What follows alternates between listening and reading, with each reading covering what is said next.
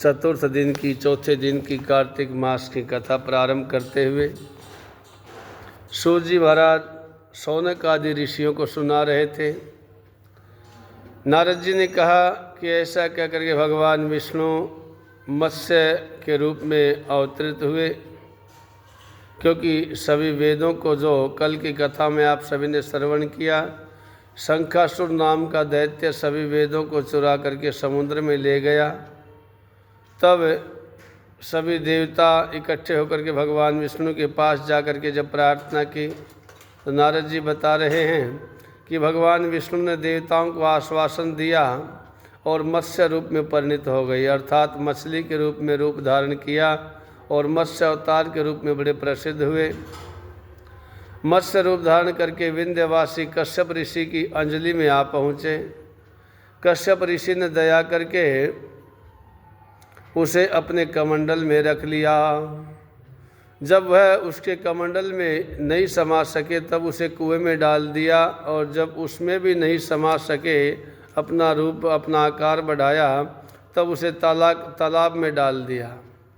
और जब तालाब भी छोटा पड़ गया तो फिर उसे समुद्र में डाला, वहाँ भी उसका आकार बढ़ने लगा।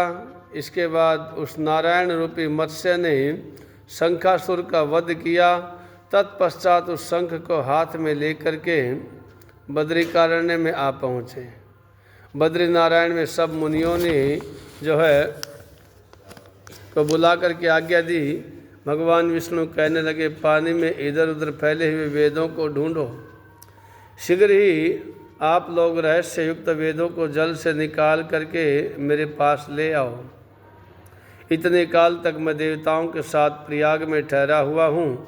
राजा पृथु से देव ऋषि नारद जी ने कहा कि उसके पश्चात अपने तपोबल से समस्त ऋषियों ने यज्ञ और बीजों सहित सब वेद मंत्रों को समुद्र से सागर से ढूंढ निकाला। उन वेदों में से जो जो भाग जिस जिस मुनि को मिले वह भाग उस मुनि का हो गया। तत्पश्चात हे राजन, उसी दिन से उस भाग के वे ही ऋषि कहलाए। सब वेदों को लेकर के मुनिगण जो है पा करके मुनिगण उन वेदों को पा करके प्रयागराज में आए, और ब्रह्मा जी के साथ भगवान विष्णु को उन लोगों ने सब वेद समर्पित कर दिए। हम जब दुर्गा सप्तशती का पाठ करते हैं नवरात्रों में, तो उसमें भी आता है, या चाहे महामृत्युंजय का मंत्र जप करो, गायत्री जप करो, प्रत्येक मंत्र के अलग अलग ऋषि हैं। यही कारण है कि सभी वेद मंत्र, जैसा कि अभी कथा में बताया, जिस ऋषि को जो मंत्र ढूंढने से मिला, जिस वेद की जो ऋचा मिली, उस ऋचा और उस ऋषि उस मंत्र के वही ऋषि कहलाए। दुर्गा सप्तशती में भी ऐसा ही है, और महामृत्युंजय भी विनियोग है, शाप विमोचन है। अपने उस ऋषि का नाम है गायत्री मंत्र के जैसे रचयिता विश्वामित्र कौशिक ऋषि है, तो उसका अधिकार कौशिक अर्थात जो है विश्वामित्र जी के पास है। सभी मंत्र इसी प्रकार जिस ऋषि को जो मंत्र मिला उसके वही ऋषि कहलाए। पाकर के ब्रह्मा जी के साथ जो भगवान विष्णु के पास आए, और आकर के जो है सब वेदों को ब्रह्मा जी को समर्पित किया। ब्रह्मा जी पा करके बड़े प्रसन्न हुए, और तुरंत ही उन्होंने देवता तथा ऋषियों के साथ अश्वमेध यज्ञ किया। यज्ञ के अंत में देवता, गंधर्व, यक्ष, नाग और गोयज्ञगण भगवान विष्णु को भूमि में दंडवत प्रणाम करके प्रार्थना करने लगे। देवताओं ने कहा, हे देवादिदेव, हे भगवान, हे जगन्नाथ, हे प्रभु, हम लोगों की प्रार्थना सुनिए। हम लोगों के हर्ष का समय है, इससे आप हमें वर दीजिए। इस स्थान में नष्ट हुए वेद पुनः ब्रह्मा जी को मिले हैं।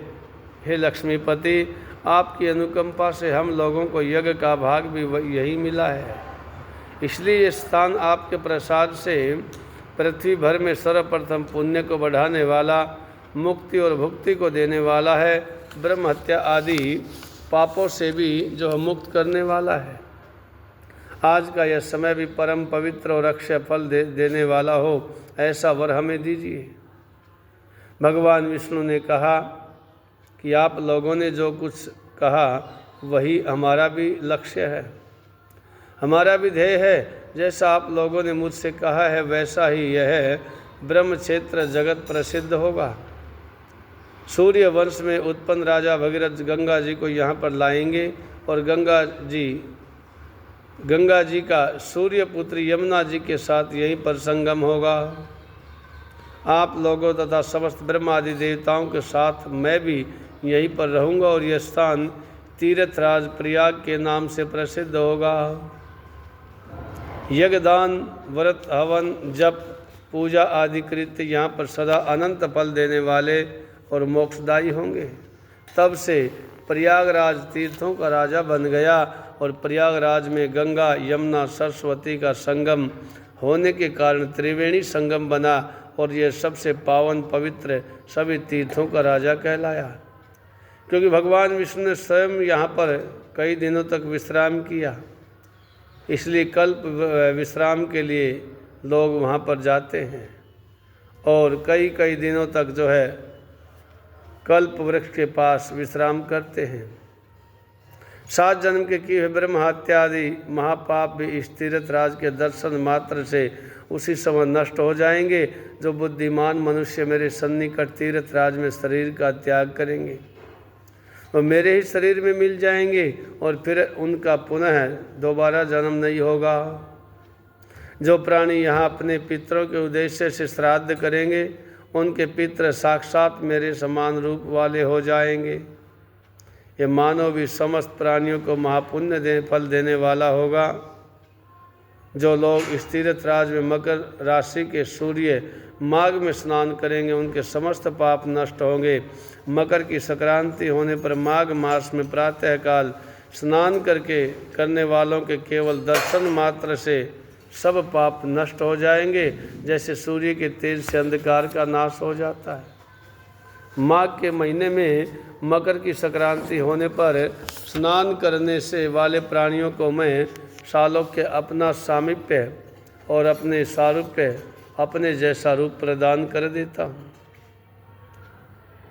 और इन तीनों मुक्तियों को प्रदान करता हूँ। हे मुनिवर, आप लोग मेरे वाक्य को सुनिए। मैं सर्वत्र व्याप्त रहता हुआ सर्वदा बदरिकारण्य में निवास करता हूँ।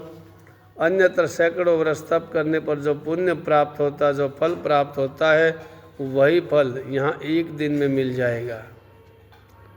जो महानुभाव मेरे स्थान बद्रिकाश्रम का दर्शन करेंगे वे जीवन मुक्त हो जाएंगे और उनके समस्त पाप नष्ट होंगे।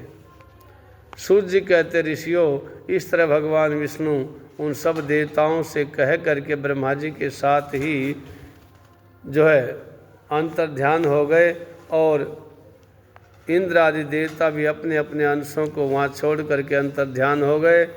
जो कोई प्राणी इसे शुद्ध मन से सुनता है, शुद्ध भाव से सुनता है अथवा सुनाता है, वो तीर्थराज प्रयाग और बद्रिकारण्य जाने का के समान पुण्य फल को प्राप्त करता है। इति श्री पद्म पुराणे श्री कृष्ण सत्यभामिनी संवादे कार्तिक माह में चतुर्थोध्याय संपूर्णम। चौथे दिन की कथा समाप्त हुई। बोलिए श्री बांके बिहारी लाल की जय। श्री गौ माता की जय। अच्युतम केशवम राम नारायणम कृष्ण दामोदरम वासुदेवम हरि श्रीधरम माधवम गोपिका वल्लभम जानकी नायकम श्रीरामचंद्रम भजे।